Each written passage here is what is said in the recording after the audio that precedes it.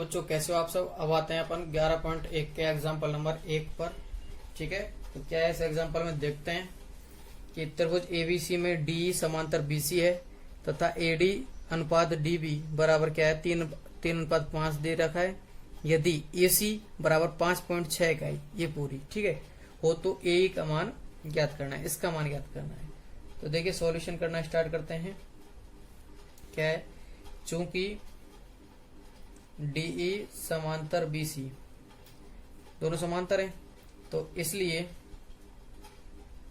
आधारभूत आनुपातिकता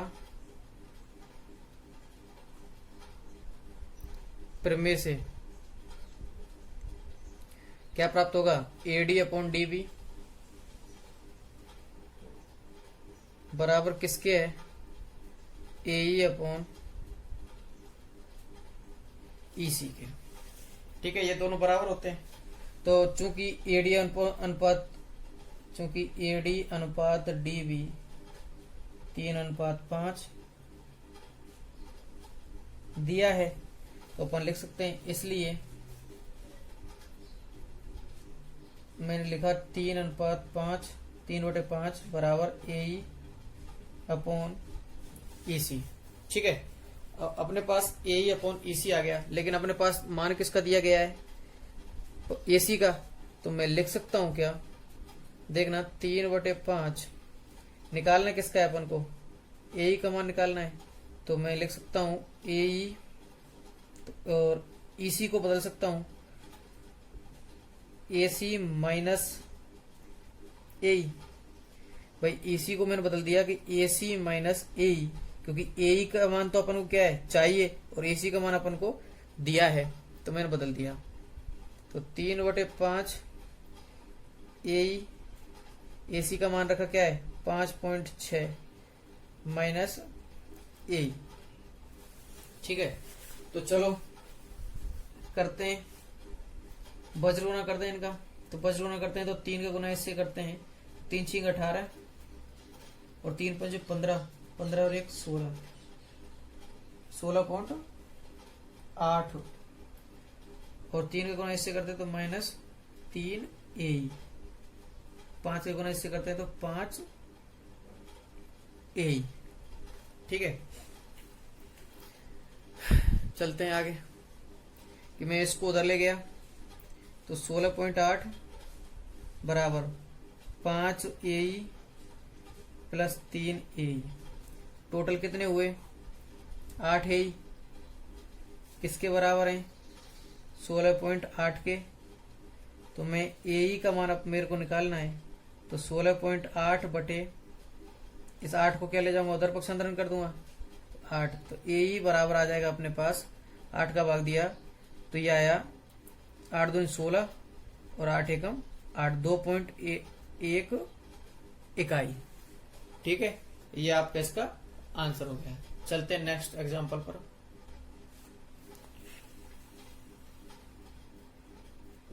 next question में अपने पास दिया गया है कि दिए गए आकृति में डी समांतर बीसी, भाई ये डीई समांतर बीसी है। यदि एडी बराबर x dB minus x minus 2 बराबर ए बराबर एक्स प्लस 2, तो मैं मान रख देता हूं सबका डी एडी बराबर एक्स अपने पास दिया गया है, डीबी बराबर एक्स माइनस 2, ए बराबर दिया गया है एक्स प्लस 2 और ईसी बराबर दिया गया है एक्स माइनस 1। तो ठीक है, आइए सॉल्यूशन करना स्टार्ट करते हैं इसका। कि चूंकि दिया गया है, चूंकि दिया है डीई समांतर बीसी, तो इसलिए थेल्स प्रमेय से एडी अपॉन डीबी बराबर होगा एई अपॉन ईसी के।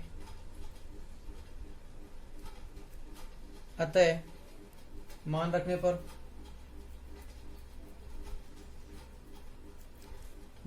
पर आइए तो मान रखते हैं। तो एडी का मान क्या है इधर एक्स, डीवी का मान क्या है x माइनस 2, AD का मान क्या है x प्लस 2 और EC का मान क्या है x माइनस 1। तो वज्र गुणा करते हैं x इंटू एक्स माइनस 1 और इधर x माइनस 2 x प्लस 2। तो इसका गुणा करते हैं तो ये आता है एक्स स्क्वायर माइनस एक्स, इसका गुणा करते हैं तो आता है एक्स स्क्वायर माइनस 4। दोनों तरफ से x कट गया तो इधर बचा माइनस एक्स, इधर बचा माइनस का 4, दोनों तरफ माइनस माइनस है तो क्या हो जाएगा प्लस। तो अपने पास क्या आएगा x बराबर 4। ठीक है, अब अपन चलते हैं नेक्स्ट एग्जाम्पल पर।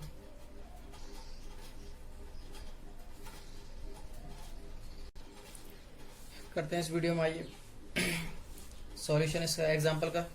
एग्जाम्पल क्या है अपने पास कि समलंब चतुर्भुज ABCD में AB समांतर DC के ये इसके समांतर दिया हुआ है, ठीक है, और AD पे BC पर, ये AD है BC पर F इस प्रकार, E और F इस प्रकार स्थित है कि EF समांतर AB, इसका मतलब ये तीनों ही समांतर है। चूंकि दिया है क्या, एक तो AB समांतर DC, दूसरा क्या दिया है EF समांतर AB, ये अपने पास दिया है। सिद्ध करना है, सिद्ध करना है अपन को AE अपॉन ED बराबर BF अपॉन AFC। ठीक है, ये अपन को सिद्ध करना है। तो आइए रचना करते हैं। छोटी सी रचना है कि A को C से मिला दीजिए, A को C से मिलाया, ठीक है। तो आइए उपपत्ति देखते हैं इसकी। उपपत्ति में सबसे पहले अपन इस त्रिभुज को लेते हैं कि त्रिभुज ABC में, त्रिभुज ABC में देखिए कि AB समांतर किसके है GF के, ठीक है। A को C से मिलाया एवं EF का कटान बिंदु G लिखा, ठीक है, इसको लिख लेना। अच्छा देखिए, ये ABC में AB समांतर GF है, क्यों है क्योंकि अपने पास दिया गया है कि ये EF समांतर AB, EF समांतर AB दिया है, ठीक है। तो मैं इसको लिख सकता हूं कि AB समांतर GF और GF क्या है EF का खंड है एवं GF EF का खंड है। तो ठीक है, अब AB समांतर क्या हुआ GF, इसलिए थेल्स प्रमेय से, अच्छा थेल्स प्रमेय का जब इसमें प्रयोग करेंगे तो अपन लिख सकते हैं कि AB के लिए लिखते हैं पहले, सॉरी इसके लिए AC के लिए, तो AG अपॉन GC बराबर होगा BF अपॉन FC के। भाई इसका जो अनुपात है इसके साथ वही अनुपात इसका इसके साथ है, इसका अनुपात इसके साथ वही इसका इसके साथ, ठीक है। मैंने इसको लिख दिया है AG अपॉन GC बराबर BF अपॉन FC, इसको मैंने लिखा समीकरण नंबर 1। इसी प्रकार त्रिभुज,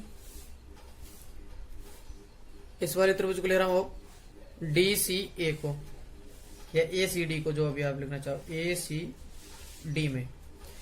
ACD में मैं क्या ले रहा हूं कि देखना, ये किसका हिस्सा है EF का, ठीक है, जो किसके समांतर हो सकती है CD के समांतर हो सकती है, क्योंकि CD किसके समांतर है AB के। तो इसलिए मैं लिख रहा हूं कि EG समांतर किसके CD के, और इसके पीछे मैं कारण लिख रहा हूं क्योंकि ए बी समांतर सी डी समांतर ई एफ एवं ई जी ई एफ का खंड है। ठीक है, मैं लिख दिया है कि ईजी ई एफ का एक खंड है। तो अब ये समांतर आ गए, तो इसका मतलब इनकी जो समांतर भुजाओं का अनुपात होगा वो समान होगा। वो समान भुजाओं, इनके जो भुजाएं हैं उनका अनुपात भी क्या होना चाहिए, समान होना चाहिए। तो देखिए ये ए जी अपॉन जी सी बराबर ए ई अपॉन ई डी में लिख सकता हूं, तो मैं लिख देता हूं ए जी अपॉन जी सी बराबर ए ई अपॉन ई डी। ठीक है, इसको लिख दिया मैंने समीकरण नंबर 2। किसका प्रयोग किया मैंने, इसलिए थेल्स प्रमेय का। ठीक है भाई, मैं लिख देता हूं इसलिए थेल्स प्रमेय से। अच्छा, समीकरण नंबर 1 व 2 की तुलना करने पर, समीकरण 1 व 2 से देखिए, समीकरण 1 और 2 क्या करें कि ए जी अपॉन जी सी और ए जी अपॉन जी सी दोनों का लेफ्ट साइड तो बराबर है, इसलिए राइट साइड को अपन लिख देते हैं कि ए ई अपॉन ए डी बराबर किसके है, B F upon F C के। यही आपको क्या करना था, सिद्ध करना था। ठीक है, चलो ये आपका एग्जाम्पल नंबर 3 कंप्लीट, और इसके साथ अब मिलते हैं नेक्स्ट वीडियो में। धन्यवाद।